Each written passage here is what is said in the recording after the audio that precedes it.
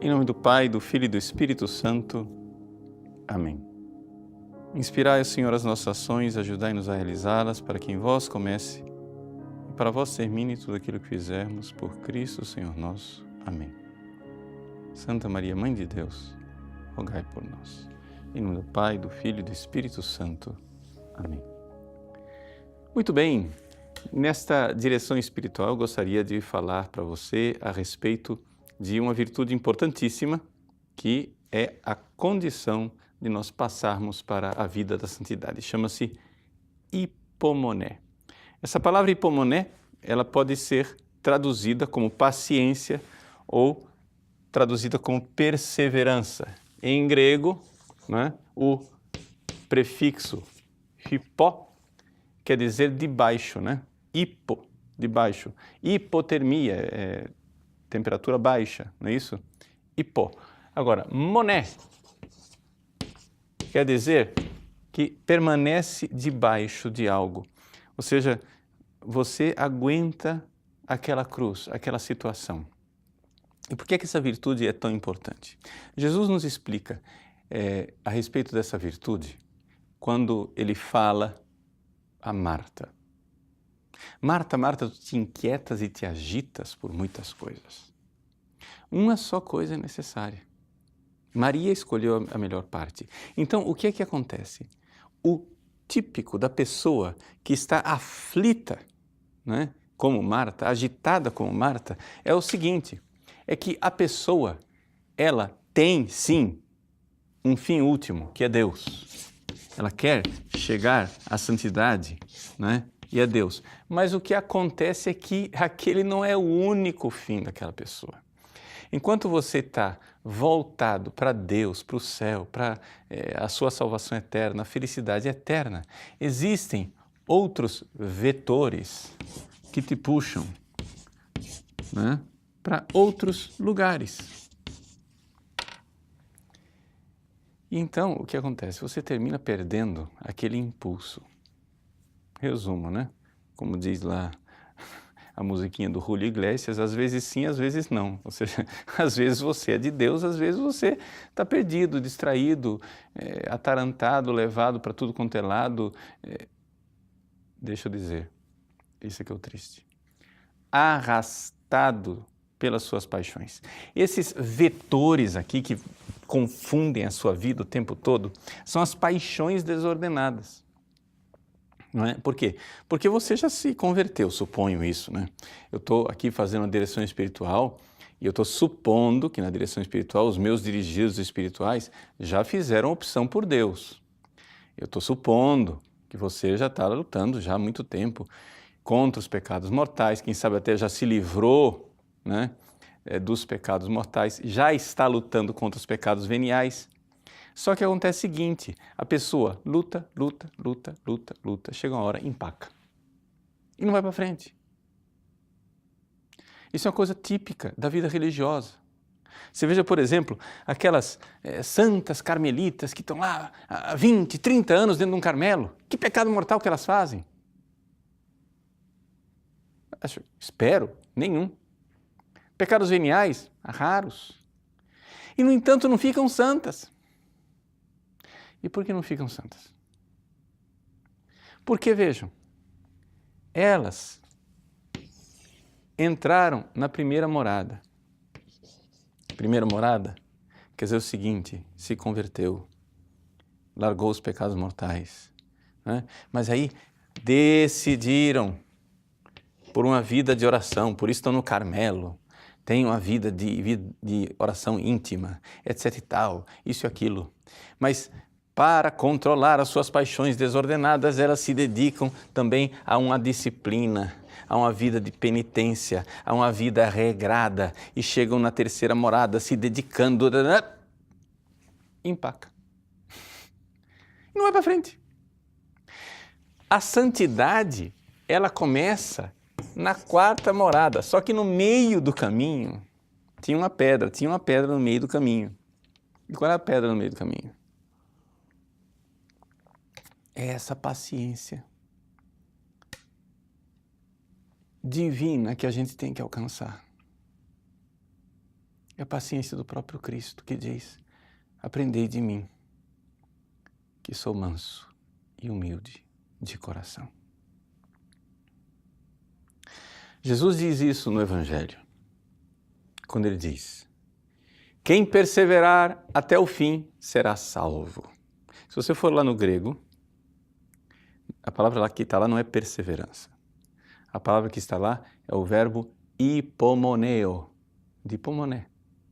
Quem tiver hipomoné até o fim será salvo. Mas até o fim aqui não é o fim da vida. Até o fim quer dizer aqui, ó, até o fim dessa passagem, até o fim desse túnel.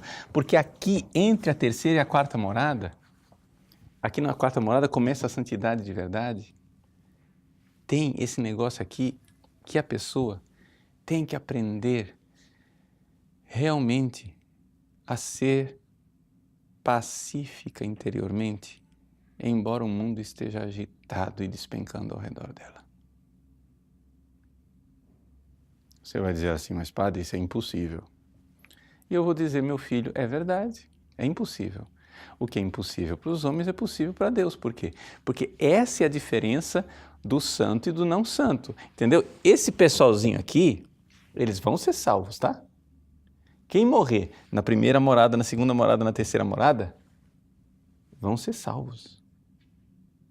Só que vão para o purgatório, ó, laçar no purgatório, enquanto não prepara para o céu. Por quê? Porque não foram santos nessa vida.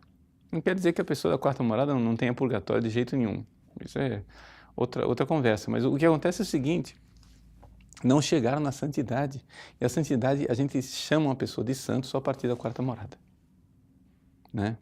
Porque Deus fez uma modificação. Porque a partir da quarta morada, a pessoa começa a agir de forma divina. É aquilo que chamamos de dons do Espírito Santo. Os dons do Espírito Santo são aquelas ações divinas em que você fica embasbacado, você fica de boca aberta. Nossa, como que esse cara conseguiu isso? Não é ele, é Cristo que vive nele. Como que essa pessoa viveu isso? Não é ela, é Cristo que vive nela. Está entendendo? Mas para que o Cristo viva nessa pessoa e aconteça isso, você tem que parar de ser esta Marta agitada, essa Marta agitada. Essa Marta agitada, Jesus explicou também naquela parábola, não é? Do semeador. O semeador saiu para semear e ele lançou a semente. Quando ele lançou a semente, teve gente que nem ouviu. A pessoa que não ouviu é aquela que Jesus disse que o passarinho foi, a semente caiu no meio da estrada, o passarinho foi lá, comeu a semente e levou embora. E Jesus explica: esse passarinho é o diabo, que pega a semente e leva embora, a semente nem brota, né? Não acontece. É isso. Aí, só que acontece que tem gente que ouve e brota. Opa! Aconteceu que brotou. Tá? Essas pessoas que brotam a semente e que ouvem a semente, ouvem a palavra, essas pessoas, se elas vão ouvindo a palavra, elas não somente deixam de ter, estão em estado de graça, deixam de ter o pecado mortal, que é a primeira morada, mas elas começam a ter uma vida de oração frequente, que é o próprio da segunda morada. Qual é a diferença da primeira e da segunda morada? A primeira morada é o seguinte: você está em estado de graça, está na primeira morada. Começou a rezar mais, a ter uma vida de oração séria, diária, íntima com Deus, você está pondo o pé na segunda morada. Está começando, né, a ser melhor do que a maior parte dos cristãos que, infelizmente, não tem oração diária, íntima. E aí? Aí, esta oração vai ter que começar agora um processo de purificação que acontece aqui na terceira morada.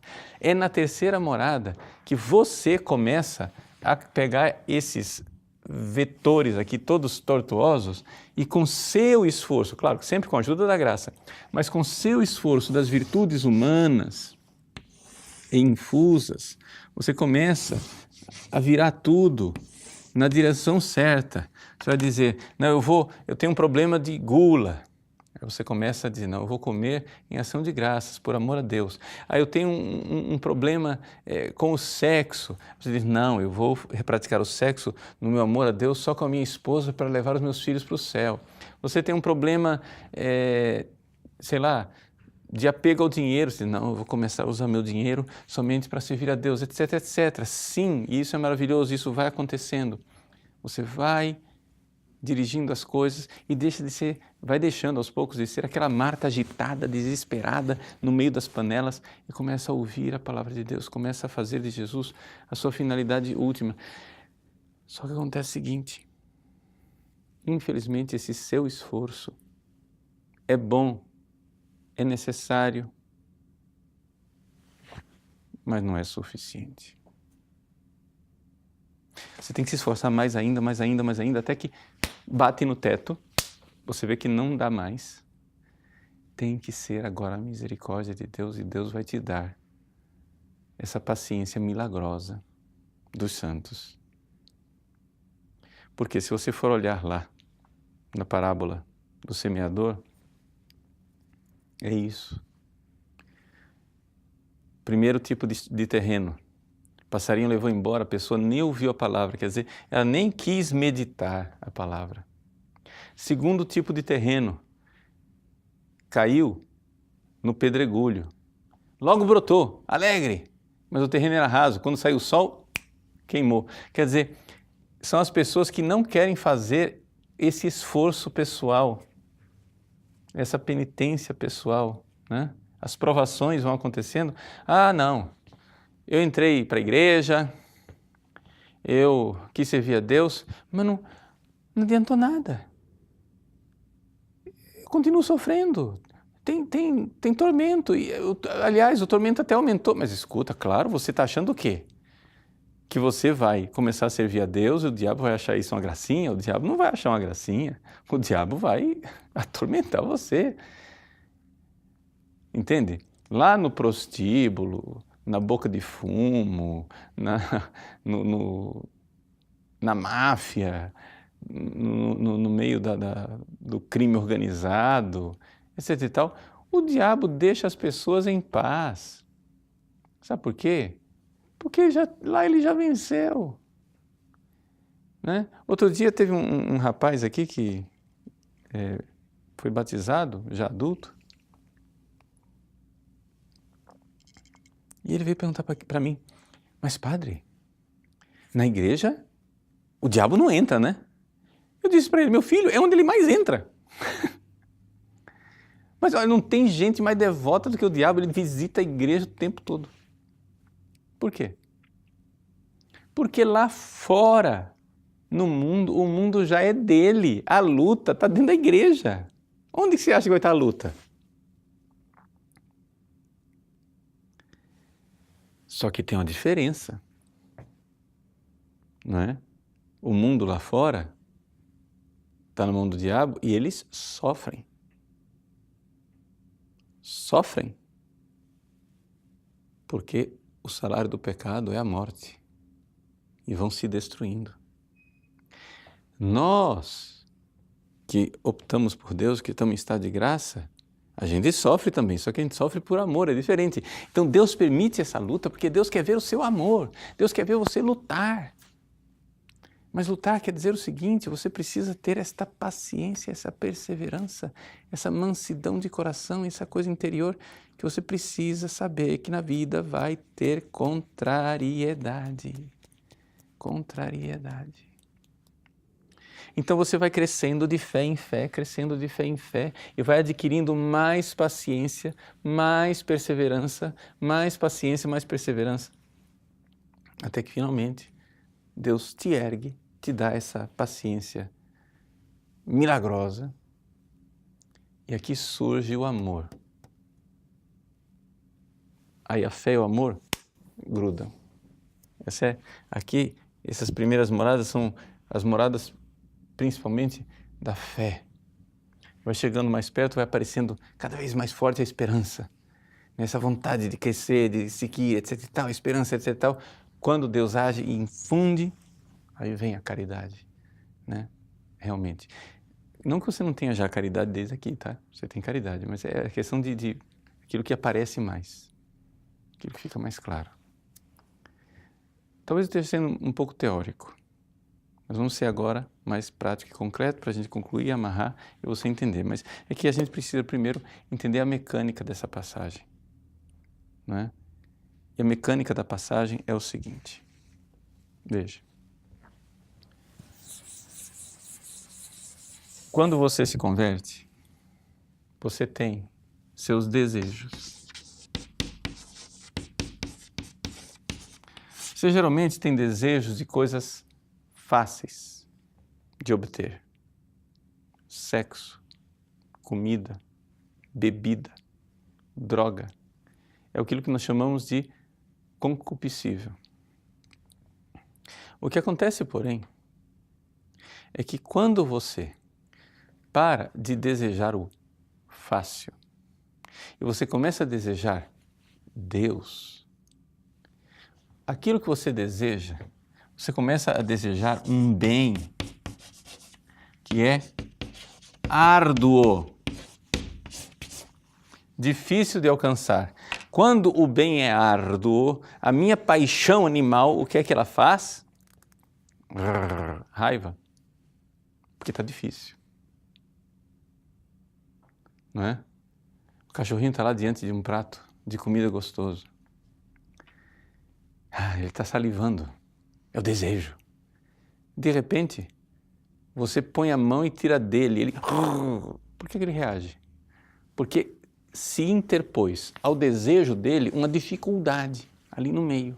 Começou a ficar difícil. Aí vem a raiva, vem a impaciência, vem a angústia, vem a ansiedade. Você sente como se você tivesse o tempo todo, para não estourar, com um cavalo com a rédea curta. O cavalo está sapateando, querendo dar uma carreira. O cavalo está querendo disparar, ele está querendo galopar. E você está segurando a rédea dele no trote. Segurando o bicho. E o bicho quer andar, e você segurando. O seu irracional